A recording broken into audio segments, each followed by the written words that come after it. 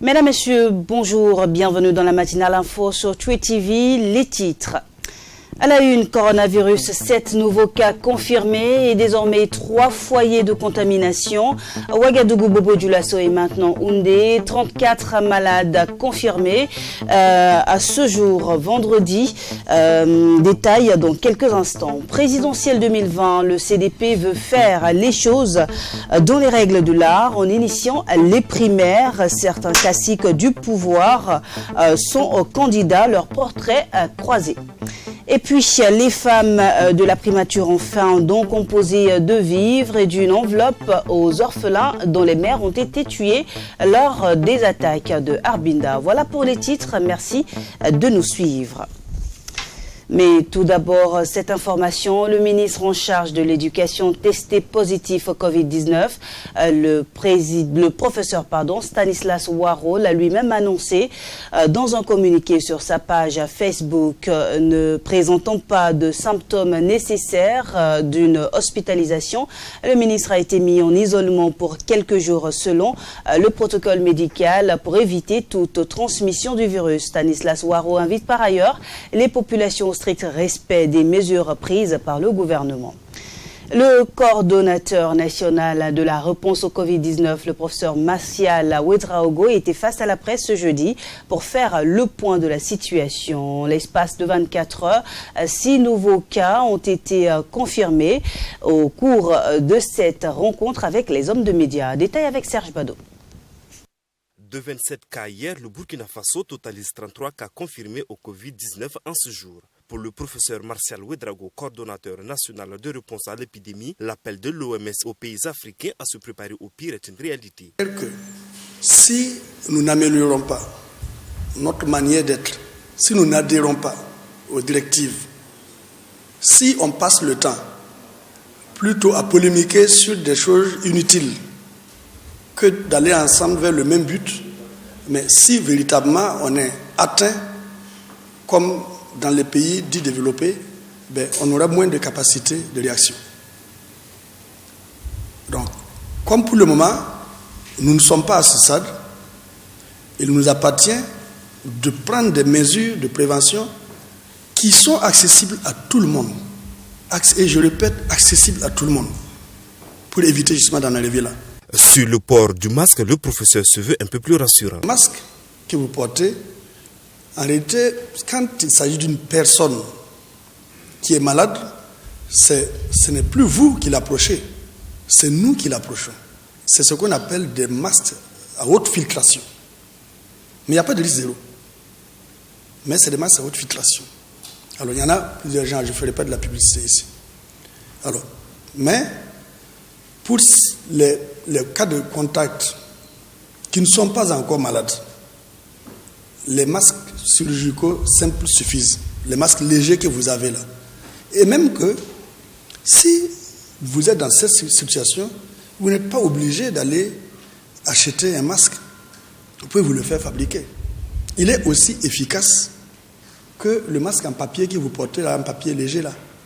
33 cas confirmés au Burkina Faso et 3 types de foyers de contamination, à savoir le foyer primaire, le foyer diplomatique et le foyer de Houndé. Notons que le seul cas recensé à Bobo fait partie du foyer diplomatique. Lors d'une rencontre ce jeudi, le Comité national de gestion du Covid-19 s'est penché sur la stratégie à mettre en œuvre pour limiter la propagation du virus au Burkina Faso. L'essentiel du communiqué délivré par le ministre de la Communication à la sortie de cette réunion avec Abdoul Rahim Niénié. Le visage du ministre de la Santé en dit long sur l'engagement du gouvernement dans la lutte contre la pandémie du coronavirus au Burkina Faso. Au 10e jour de la lutte, le Burkina compte 33 personnes infectées et un décès. Le gouvernement, à travers ce comité national de gestion de l'épidémie coronavirus, mobilise tous les acteurs pour parler de la maladie dont l'impact se fait ressentir dans le quotidien des Burkinabés. Son Excellence le Premier ministre a donné des instructions pour l'exécution diligente du plan de riposte. Il s'agit entre autres de la dynamisation des structures du centre opérationnel de réponse aux urgences sanitaires Chorus, de l'intensification de la communication pour la prévention avec une implication forte des leaders et des responsables religieux, coutumiers et associatifs. Cette première rencontre du comité a permis aux acteurs de réfléchir sur les actions concrètes à mener afin de stopper la chaîne de transmission. En ce qui concerne les mesures annoncées, les techniciens ici et surtout les différents acteurs nous ont dit que l'intérêt que nous avions, c'était justement de rompre cette transmission communautaire. Vous savez que dans notre cas aujourd'hui, c'est au niveau de la communauté que se fait la transmission. Donc tant au niveau de la question des frontières, qu'elles soient terrestres ou aériennes, tant au niveau de la question des marchés et tant au niveau des autres éléments de transport, des propositions concrètes ont été faites durant ces 2 à 3 heures de travaux qui seront transmises par son excellence le Premier ministre au président du Faso qui lui avisera et prononcera les décisions qu'il jugera utiles justement au regard de l'explication de la documentation qui leur a été fournie. Le Comité national de gestion de l'épidémie de Covid-19 est composé des membres du gouvernement, de la représentation diplomatique au Burkina Faso, de l'Association des municipalités du Burkina et des acteurs du secteur privé de la santé. Le porte-parole du gouvernement, Rémi Dandiono, s'est également prononcé sur la stratégie adoptée par le gouvernement quant à la gestion des lieux de culte par les différentes fêtières religieuses. Je vous propose de suivre un extrait de ses propos au micro d'Abdoulrahim Niénié. Il faut savoir que dès le départ, le ministère de la Santé travaille en étroite collaboration avec les différentes fêtières au niveau de nos mondes religieux. Et que ce travail-là aboutit donc à cette responsabilisation des acteurs et que effectivement la communauté chrétienne catholique a annoncé la fermeture et que nous attendons effectivement que les autres fêtières puissent réagir afin justement d'expliquer à leurs coreligionnaires l'intérêt justement d'un certain nombre de mesures à prendre. Le cœur de la question, c'est que les Burkinabés doivent intégrer ces actes qu'ils posent pour protéger leur santé individuelle et la santé collective. Ils doivent intégrer qu'ils sont chacun le rempart pour empêcher la propagation de cette pandémie-là. Et la meilleure façon de le faire, c'est qu'ils y adhèrent. Et la meilleure façon de les toucher, c'est de passer par ceux qui ont effectivement sur eux cette capacité d'avoir cette adhésion totale-là. C'est un choix qui a été fait par le gouvernement, c'est un choix que nous enseignons entièrement. Et la Fédération des associations islamiques au Burkina Faso a annoncé hier après-midi la suspension des prières, baptêmes, mariages et autres funérailles dont les mosquées du Burkina à compter de ce vendredi 20 mars 2020 jusqu'au 4 avril prochain. Un mot d'ordre qui pourrait être prolongé si nécessaire. Coronavirus toujours, pendant que de nombreux vaccins sont en essai clinique dans le monde. Les États-Unis, eux, valident ce jeudi l'utilisation de la chloroquine, un antipaludéen comme médicament pour faire face au Covid-19, a indiqué le président Donald Trump lors de sa conférence de presse quotidienne sur la pandémie. On parle politique à présent. Au CDP, ils sont 3 à faire acte de candidature pour les primaires du parti. Eux, ce sont Mamadi Lamine Kwanda, Yaya Zungrana et Edi Kombouego. 3 prétendants que le collège de désignation doit départager selon les règles fixées et validées par le président fondateur Blaise Compaoré. Mais qui sont-ils réellement? Leur portrait croisé avec Bernard Bougma. Ces 3 prétendants à la candidature du CDP ont des profils différents. D'abord, le doyen Mahamadi Lamine Kwanda, grand supporter des étalons devant l'Éternel. C'est aussi un militant syndical qui a été très actif de 1973 à 1985 en tant que membre du bureau du STOV, le syndicat des ouvriers de la Haute-Volta. Mahamadi Lamine Kwanda, ce Yarga Bontin qui ne recule devant rien, avec un niveau de scolarité élémentaire, a été attaché culturel à l'ambassade du Burkina Faso en Arabie Saoudite. L'homme est très introduit dans les milieux sportifs, religieux traditionnels, coutumiers et autres. L'immense Kwanda, au propre comme au figuré, c'est aussi et surtout le membre fondateur du Front populaire, né au lendemain du 15 octobre 1987, puis cofondateur de l'ODPMT, l'ancêtre du CDP de Blaise Compaoré. Rappelons que l'ODPMT a été créé en 1989 et dissous en 1996 pour donner naissance au CDP. Sinon, l'homme qui compétit contre Edi Kombouego et de Yahya Zungrana a été membre de l'UCB, l'Union des communistes burkinabés, qui s'est auto-dissoute à la création de l'ODPMT. C'est donc dire que Mahamadi Lamine Kwanda, ancien député à l'Assemblée nationale, est un cacique et non des moindres du CDP.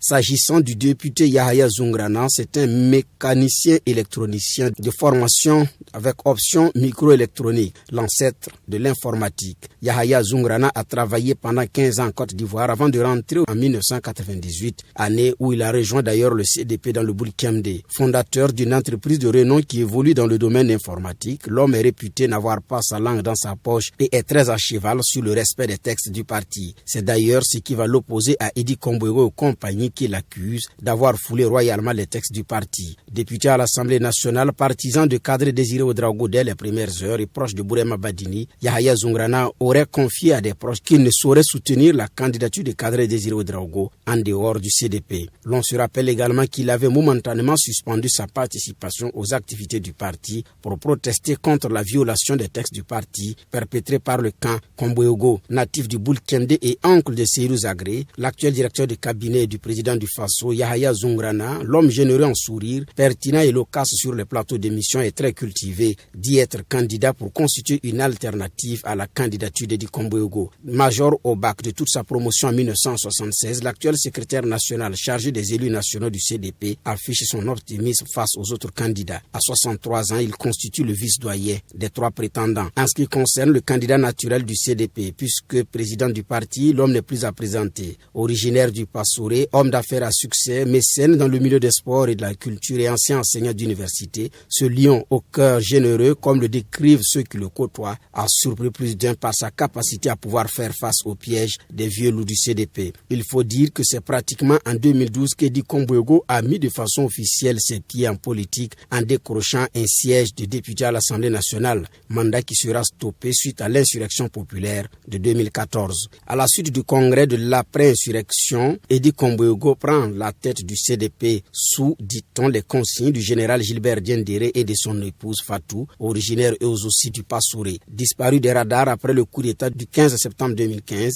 Edi Kombouego aura réussi à récupérer le parti après avoir été blanchi par la justice. Envers le contre-tout, il a pu tenir face à certains caciques dont Bourema Badini et Léonce Koné qui d'ailleurs n'avait jamais caché son aversion pour la présidence d'Edi Kombouego au CDP et surtout de vouloir être candidat du CDP à la présidentielle. Edi Kombouego aura en tout cas réussi à prouver qu'il tient ferme la barque du CDP. À 56 ans, Wend Venem Yacinthe Edi Kombouego part avec l'avantage du candidat président en comptant sur plusieurs cadres siégeant au collège électoral qui lui semblerait, dit-on, acquis. Edi Kombouego a aussi l'avantage du soutien des anciens dont le président du Haut Conseil est le très influent et mythique Melgue Traoré, par ailleurs coordinateur du Haut Conseil, de l'ancien premier ministre Luc Adolphe Tiao et bien d'autres caciques. Politiquement, Edi Kombouego a été délégué CR lors de ses études à Paris, membre de l'ODPMT qu'il a rejoint dès son retour au pays le 31 décembre 1993, puis du CDP en 1996 à la création. Il compte aussi des amis et des soutiens dans les domaines des affaires et de certains réseaux burkinabés.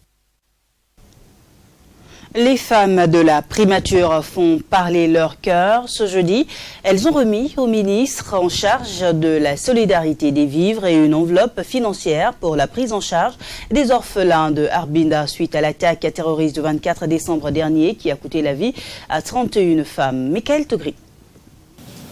Il y a des cartons donc de bonbons, biscuits, de spaghettis, voilà. L'élan de solidarité en faveur des orphelins de Arbinda se poursuit. Ce jeudi, ce sont les femmes de la primature qui remettent un lot de vivres au ministère en charge de l'action humanitaire. Un don qui servira à une prise en charge des enfants de l'attaque de Arbinda dont les mères ont été tuées et aussi les rescapés en situation de vulnérabilité.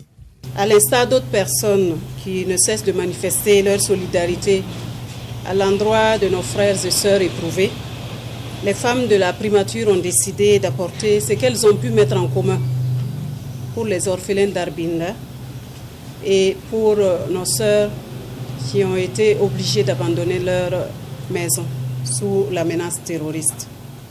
Mais ces femmes donc de la primature sont sensibles à la situation et ne pouvaient pas rester en marge. Nous avons été encouragés et accompagnés et dans cette initiative par son Excellence, Monsieur le Premier ministre Dabiré et son épouse, qui nous ont soutenus avec une part très importante de contribution. Un geste des femmes de la primature salué par le ministre Marie-Laurence Ilboudo. En plus de vivre, la délégation de la primature conduite par son secrétaire général a aussi remis une enveloppe financière d'une valeur estimée à 1 500 000 francs CFA.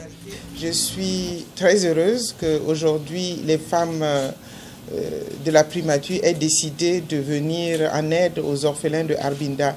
Au-delà du montant et au-delà du geste, c'est cette solidarité agissante, c'est cette cohésion entre fils et filles du pays qui doit prévaloir. Je voudrais aujourd'hui, au nom du gouvernement et en ma qualité de ministre en charge de l'assistance humanitaire et encore ministre en charge de l'enfance, dire merci pour ce geste de générosité. En rappel, le 24 décembre 2019, 31 femmes de Arbinda dans la province de Soum ont été victimes d'une attaque terroriste. C'est une édition qui a été préparée par l'ensemble de la rédaction. Merci de l'avoir suivi. Bonne journée en compagnie des programmes de True TV.